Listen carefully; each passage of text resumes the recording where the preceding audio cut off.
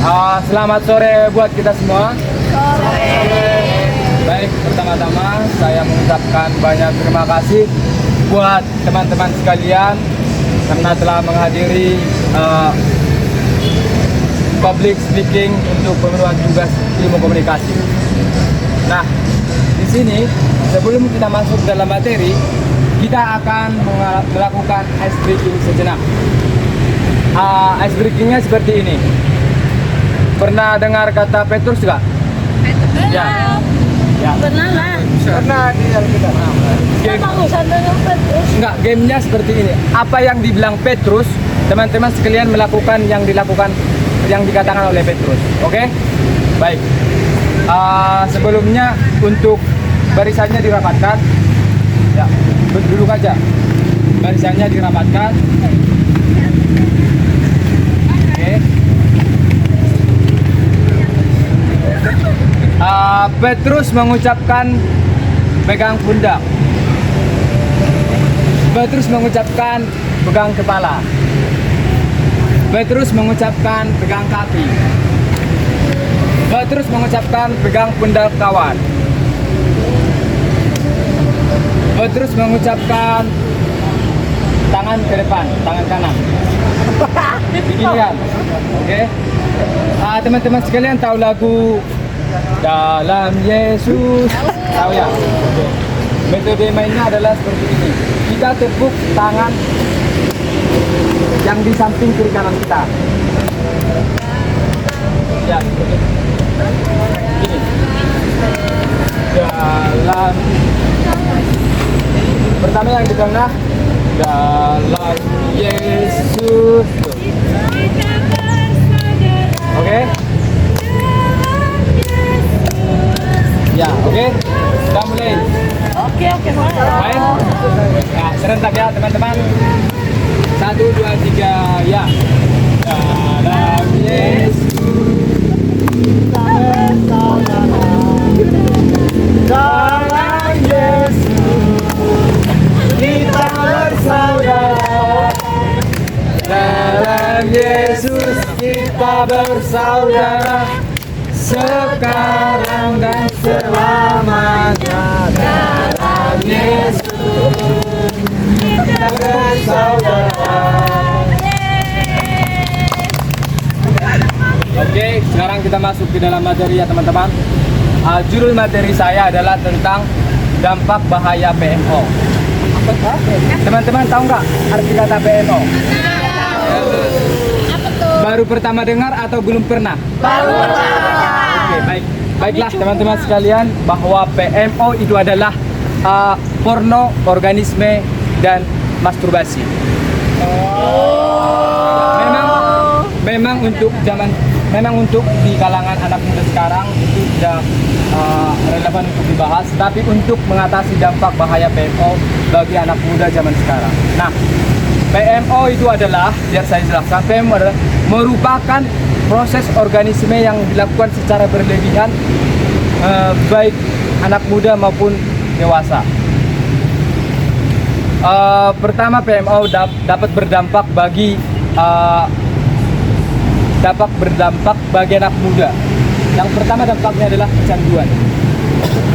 Mengapa saya katakan demikian? Karena PMO, ketika kita melihat porno dan melakukan itu, kita dalam otak kita pasti akan ada kecanduan dan melakukan hal tersebut secara berulang-ulang. Dampaknya apa?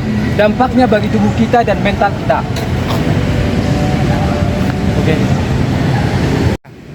Baik teman-teman, kita kembali dalam materi. Sedikit mengulas pengalaman saya pribadi tentang PMO. Saya pribadi kerap sering melakukan PMO, mulai dari SMP sampai SMA. Mengapa saya melakukan hal tersebut? Pertama, saya terpengaruh oleh teman-teman. Saya terpengaruh, awal mulanya saya melihat, oh seperti ini ya, seperti itu, dan saya terpengaruh untuk melakukan hal tersebut. Dan pertama yang saya lakukan adalah membuka situs-situs yang berbau pornografi. Nah, dampaknya karena dulunya saya juga sebelum menonton sebelum melihat pornografi tersebut, saya aktif dalam lingkungan sekolah, dapat menjawab apa yang dikatakan oleh guru saya dahulu, dan saya juga dulu masuk dalam 10 besar waktu SMP sebelum termasuk dalam siklus pornografi ini. Dan dampaknya sekarang saya terasa bahwa dalam pribadi saya bahwa PMO sangat berefek besar bagi diri saya, di mana saya ketika melakukan public speaking dan tatapan personal kepada sesama atau berlawanan jenis, saya sering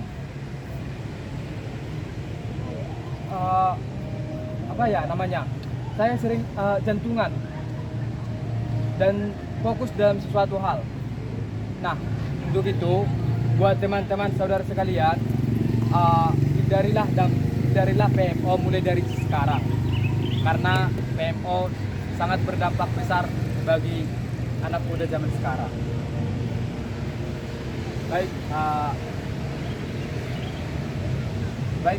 Cukup sekian yang dapat saya sampaikan.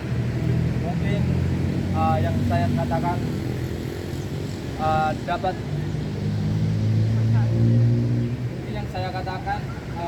ada kesalahan kata atau menyinggung perasaan saudara sekalian, mohon dimaklumi. Dan jika ada jarum dalam peti, jangan disimpan, dan jika ada kata yang salah, jangan disimpan dalam hati. Sekian yang dapat saya sampaikan. Terima kasih. 3.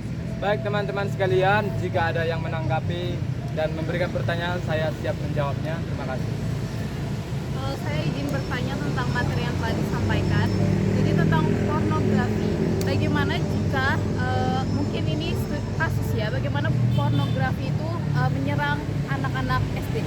Bagaimana tanggapan Anda mengenai pornografi sudah bisa menyerang anak SD seperti itu?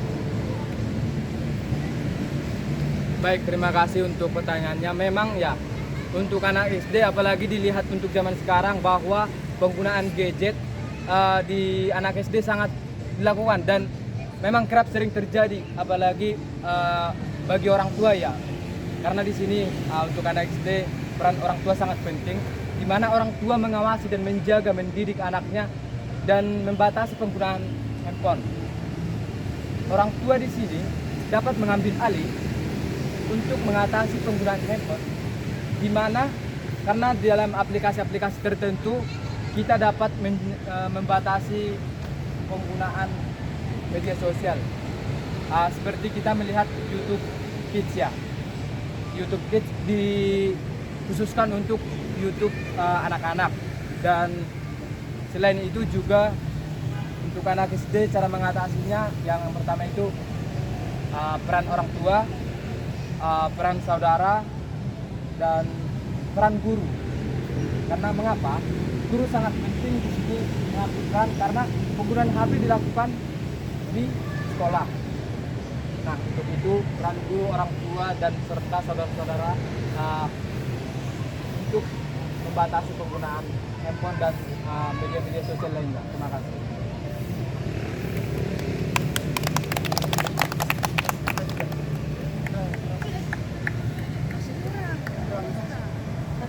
Baik teman-teman, jika ada lagi yang bertanya, saya akan siap menjawab.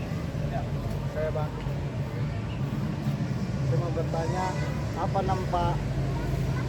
dampak negatif bagi anak remaja tentang pornografi?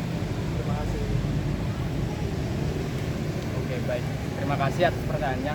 Yang pertama, saya tadi sudah menjelaskan dampak besar bagi anak muda PMO adalah yang pertama kecanduan. Ketika kita melihat PMO, kita akan keseringan, kita akan penasaran, dan mungkin seketika kita juga akan melakukan hal seperti itu. Nah, di mana kita memiliki pacar atau apapun hasrat yang ada dalam kita atau gairah, kita naik, kita membayangkan, wah seperti ini nikmat ya, mungkin kita berpikir seperti itu. Yang kedua, mental. Kecanduan PMO dapat berdampak bagi tubuh dan otak kita dan saraf kita. Kita akan susah mengingat hal sesuatu, kita akan goyang dalam menghadapi tatapan secara personal. Baik, itu saja yang dapat saya sampaikan. Apakah jawabannya memuaskan? Sudah. Terima kasih. Baik, terima kasih untuk teman-teman atas perhatiannya. Saya ucapkan terima kasih.